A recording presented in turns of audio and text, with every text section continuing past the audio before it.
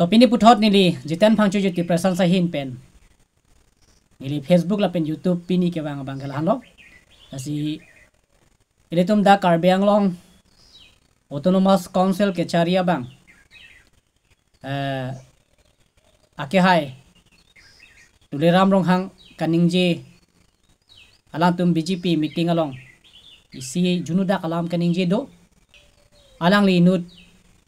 ilitum Karbiang long man penge thenaya bang lam kiningje laki aron namdi polam puthak si dili labang so chatai long pen alang le phan tipuji la pen alang le phan karjuta karjuji pusi labang so video selam si nili labang so chatai karbiara da thengno banlo asinale tumna arjudunon karbi kor pho tuman stame labang so a video long nalitum naing sai duno nili kani damji la pen ke thanamji akenang so langga pahalo ake hai tureram long hang kaningje meeting along kaningje alam the puthak nalitum aphana paklang ponpo asap o nalitum lang tha alang li kaningje alam nili phan ke methaning cham nang kolot ni marbor bathu mat hala marbor che amda na pena methaning cham ne bang lo amar ban lo eso ko hot class 5 6 mala porhe hot lo amala samar pore che namji pumanane methaning cham na nang korlut nilpan ke methaning cham si na nilipanan korwek lo abita dola kor plot lo non nang thek dola mu bachelang bom la thoma bang ke nili soko nili dun pig school ta sojong non basko dun lo ningkan ini api hostel tu dun lo nang kajui phada tu nang sabar rama api hostel punji da dun lo ningkan e thoma dakta khasia tumpen je chok dura mar hota ta flung jui ningkan thom phi ram krishna mission ta api hujai don nasko ta dun lang ama dun ta bong mat laso so penani hudobon bulo ama si aong ka chingtung lo pusang lang dam lo ama nili upolong si andum chodam lo andum chopen nili long where school long guy school dun met lo metric la second division pass lo non cm daman pilo nana to hiru me pen la se alang li pulo mithaning cham ta nili phanang korlo pulo mithaning cham korlo pini nili Karbiang Long Autonomous Council ke charia bang mandu long lo pu alang li nali tum kadu kawe angno la pen social media long sta me alang li chipilo la pen hinia bang ke alang li loke chali bom unhotame borjat pik ko pipoloma pulong te alang li ani huka chiri la sini la bang so puthak so ni puthak mithaning cham ki kor la pen ani huka chiri puthak alam si nili kipuji ke la pahan lo la se alang li akai la mo ka che than ta la pugali alang li kai la mo ka che than ta hai lo sitame alang li ke inut man peng ke do la pen my meeting along ka alang li kai la mo ka che thanang jia phanda kali lo la pen radang no la hai ke therak mi alam mate alang li aprang ke henu da ka munit pu ka che thanai automata kali lo alang li labang so lam putha kaning je ke awat epic lo pusi nili labang so chatai long pen kadoko vikar beratum phana pachini isi ka chipin rem pon tanang nak pini ka chipin dak tanang nak isia bang ke awat dia lam si kaning je lo la sil hai ke nang li meeting along kining ji dan nang ye polo ke hai turam long ha ni nang li phana pu ju bang ke nang li la ke all thing e pass away new thing is come lo ke la se adam tan ke abarang dam tang lo akimi wang tang lo posin nang li halake nang aprang kai lam lo la hai ke nang li meeting long kaning ji la pen social media long la pen ka do ki bi ki thiang nu kaning ji mana ro na wi lo la pen oda mas ta kali la si la pule pudam lo pulong te ini tum Karbiang long bang ki ritum ke mithaning cham ke pathigically padu una lang ma pusin nili alang li kaning jala mateng pulong te je mithaning cham nang korlo ni pini Karbiang Long Autonomous Council nili chari dun long lu pusi alang li pulo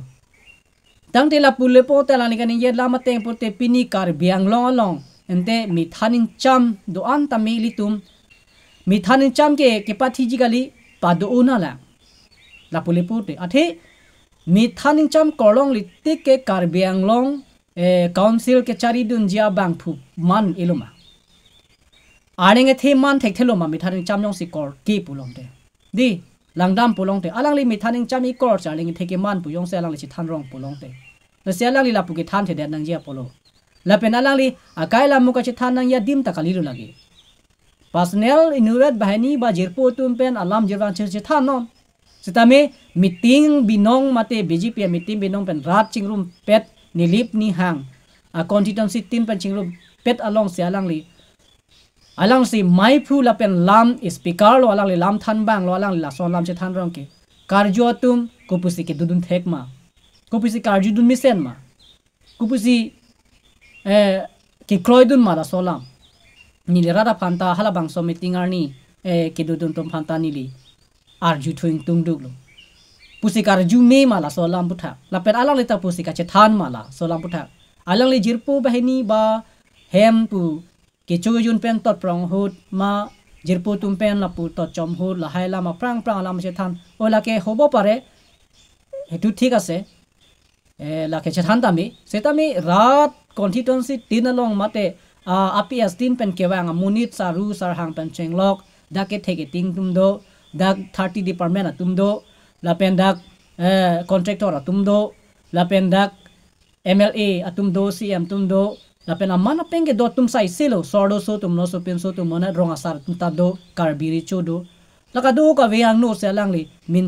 thaning cham nang ke koralam cha lang chi than rong ke hengno pik la pen la ke ili tum karbiara da long alang li inun man penge thenai bang alam kaning ji la ke hengno pik pusini li la bang so cha tai long pen alang le phan pudun ji la pen ko rada long tamin ni la alang li lam kaning ji ke chok chi pusini li pudak ji la pen alang li la son lam kaning ji nang ni la pen alang le ke chithana ni la ke ki jumisen alam ki jumisen alam pali therak mi alam mo se alang li la pu kaning ji je da nang ji pusini li ake hai turam no hang phanta mo ke bang ji lang phan ke alang li la hai ke peklang ta se ke mi athe karju to manta ke la anta therak mi tangte ni li alang li ki pola mate pute kadu vi tum matha dam mi lonte ente me thaning cham kor ki tik te arenge the man thek theloma la polong te yong si me thaning cham mi kor pen sa arenge theke man ji polong te itum kar biang long ke je me thaning cham ke pangreng si chi hung nang po la pe me thaning cham a project si itum claim nang kok po me thaning cham ki kor pe se munit ke me ke manji arenge theke manji li pute tante pini mithaning cham ke pa thia phan kali ke pa ong se kanang ponte bima mithaning cham kolote aling theman puma mithaning cham kolote doctor engineer la pen IS officer la pen IPS man puma doctor engineer man puma council ke charia bang phu man puma la si mithaning cham ke chor ke kor ke mission kali alang le phan mithaning cham lo ne mithan ki mi lo ne se te me alang le ke mithaning cham se ka che ke che than ke mithaning cham se na kor mithaning cham e kor polote la kin mek hini tani te thega long tang lo mithaning chami ko atom ke la ke moge so ge jita la so pen lo la pen kithia por ke la ke mithana son thot si uteng uji la pen ignur ji ante ke thi the la ke dak nili mu ahopo ma sila ke nili thek long lo dak nili mu nili tumang ji lo alang li lok hai la ke nili amen pu pe lo la ke kithia por ga lage mithaning chami kor long pasipu ha bihe ko pasipu mithaning chan ki kor pasipu kithia hot ke mithana son se anu dingrong lo ameganta parjon elo pet ignur lo tak ne lo ke thi lot lo la pu son si ke pho la pu son si ke plan ke man ante alang li la hai lam ka che than ke kupusi ke misak lam la tante la pu yong se arleng thike man ra ji la pusi ka chethan ilong re ji la pusi ka chepaklang i re ji la pusi kar bang long rat ka du ka vitum ke thege ding ke man re bote mithaning cham ke paduna la te pathi nang ne lo mithaning cham kolong li pute aleng theman me de pumati la se mithaning cham ke pathi ji kali padu nang po non ge tum kar bang long ke mithaning cham thek lok te padunang ji mithaning cham ki kor ke mithaning cham ke pangre mate mithaning cham do long te monu ba phan kor long nu ba moni phan intip long lo te mole ka theman pu pu to matha pu mate la ke awat ya lam la ke la pena ko ani hu ga chiri pu talang li chithano la si ni hu ga chiri pu ta talang li awat e lam si la da ka du ka ve rong asar tum do Ladakh ke theke ding do Ladakh 30 department tum do la hai si alang li kaning je tangte la pulo mo te hala itum ru samson swing tia phang ke talon arni poson thasi pini andum ke hang arni mate andum ke talon arni puta council long tamen te claim pon danon de andum ke hang arni puta claim pon danon te la pujong sia ki miret pulong te keheno dak an ke pibyoy nai keheno dak lam an ke lage patu pon nai se tamen non alang li bangke adu ko vi masa long se alang li ke lam kaning je la posir alang li ke ala li ke hai la solam ni je bang chok chi la pen karjo tumta pusi karju me ma pusi ni la bang so ta long pen pu dan de pinien te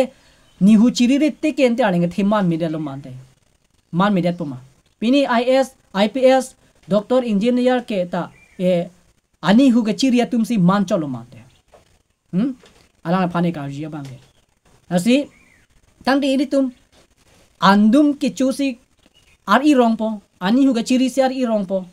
ani hu chiri re te aling theman ilma tangte pini ilitum kar biang long lo quality education ke charli anat ke pa phihup ko pe polo la ke andum ke choga lidat poloma andum chobang lidat poloma pini education ke charli atuman ta me pini aling theke man me pini ha kapre country long se ke chongda dam nang hajara se ke dunang pini BAME ke pas tum si auto ko chowek la ke methaning cham ko ke dar poloma tante la hai aleng the pa man eji pote pini karbeng long tormas council pen tame methaning chama project pule claim dut non de pini andum ke ki chotum sai si le pachiplang rong on de and pini la son si turam rong hang alang li ki pulo je methaning cham nang korlo ni andum da cholo ni lansi pini karbiang long tormas council ta mini ning kan crazy antani chari long lo ni halo karbiang long tormas council ke charia bang ne lo aji ki ding nai polang le ka che than thu ante la pulepu te non methan in cham i claim a project le claim rong la pen methan in cham pote pachi the dana jong se la sikimira le pong te ni le pu je bang ke la pen andum ke chosi aling theke man pote pini ke pa phiup du ke andum ki choche der pot ani hu ke chiri der posi pini pa phiup lo ma nale tum phan kar ju je bang ke tim kar biang long tum tame mithaning cham ke pangring a project le claim rong loin te na pole pute la si la ha ke heno da galang posi mo ke wang jilanga hot bang ke la ha bang ke ning yi da nang ji la si hala mo nali mithang jung jung he jirpu tum pen tot chom la hai lam chi thana prang ni ta la sono ko ba la sono komali seta pini yo nang tum rat tuma hirju me anam bang muni dang pa man jilang pu lune pilune seta me pini ani ni ta ke manun long ke la son manun long le lo ma pa no seta me pini manun long pop lo rada hirju me anam hirju me ni ga so ke la son munit man me lo ma pu ni la son ke phota ba teng te pula jirpu long pas ne ke than bang la hale belek lo lake mesena phurki mo lo lake mesen nang li traditional lo lake se tamin nang li rar lo meeting long kaning jiret pu bang ke lake nang li awot i lake karbiarat phan ke patherak lang plus nang lam ning ji nang li ning ha ling lam ning je ra ke hilo the athema lam halo aja kong ke thenai lo pini arnam tum tame muni tum phan hau ke pi ke a ri pen kali akam pen kali mota alam men se hau ke pi lo la pen pini litum social media long tame lam pen a joksi jakong ke thenai la se pir the thak aja kong ke thenai ke lam hen lo lam pen a joksi pir the ta dang adam pin chong lo kang jarabu pen cheng lok ka do ka veta me lam pen si chari chanjai do noi pusi bang pir the kikling bang jara pita lam pen se pin chong lo theng pi theng prang inglong arlok langroi langje long chong long i heta me lam pen se arnam bang pilo how ta arnam lam pen si bang pilo la si munit long lam dolo lam pen ajok si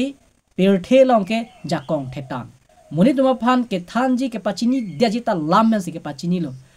keheno ke claim pen ke pachiri pheya phan lam ke than pen si la ke munit tuma phan un lo munit tum aninga duk tam me aninga paro ye phan ke lam pen si jakong dolo munit tum pini anta me ke to ki hi pen cheng lok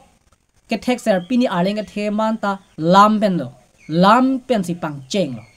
la si pini nang li la bang so social media long non ke lam pen se ja kong the pos lam pen nang le kaning ji la so lam ning ji da pos nang la ke chok che mo phi ke la so na bang ke ning je dan nang ji pi ma nang le ke man peng ke do muni pos la ke heng no la pen a ko jong se la le ngong si mesen pu jong se ratum jong si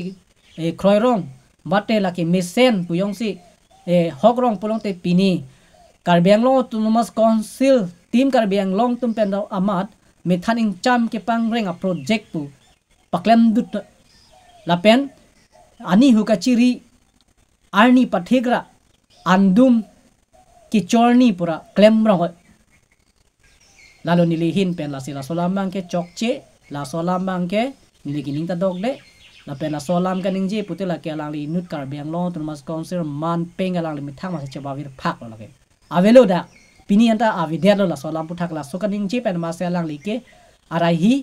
alang lin man anong la ke hengno dak khangjang lo la ke ami thang sa man chi pa vir lo pi po da lang li aoda character lam chi than det ke ki merat pu te mi than cham lok si mas mi than cham na kor jia phan lok si churi bung ji andum ke cho muni jong si areng theke mare pote andum cho che bang ta andum cho ning hang bang du ji ani hu chiri re bang ta ni hu chiri pu si ning hang rong ji ta sia ko dia lam ka ning je bang ke hengno pu si nili la bang so cha tai long pen nili alang li phan budunang kok lo ka dong